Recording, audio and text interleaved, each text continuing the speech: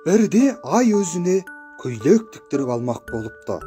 Тігінші айдың бой тұрқын өлчеп алады да көйлекті пішіп тігуге кіріседі.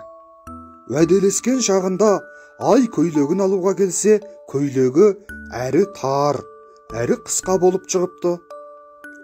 «Иә, мен қателескен екем», дейді тігінші. Сөйтіп көйлекті қайта пішіп, қайта тіге бастайды. Уәделескен мерзімі жақындап, ай көйлегін алуға тігіншіге тағы да келеді. Бұл жолы да көйлегі шақ келмей, қысқа болып қалыпты. «Иә, тағы да дұрыс өлшемеген екем ғой», дейді айдың толыса беретінін түсінбеген тігінші. Сонымен қайта өлшеп, қайта пішіп, қайта тігуге кіріседі.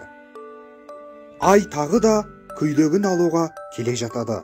Тігінші терезе алдында келе жатқан топ-толық өзі тіккен көйлектен екі есе үлкен айды көреді. Не істерін білмей, сасқалақтап тігінші басы ауған жаққа қаша жөнеледі. Ай ары іздеп, бері іздеп тігіншіні таба алмайды. Сол себепті ай көйлексіз жалаңаш қалыпты.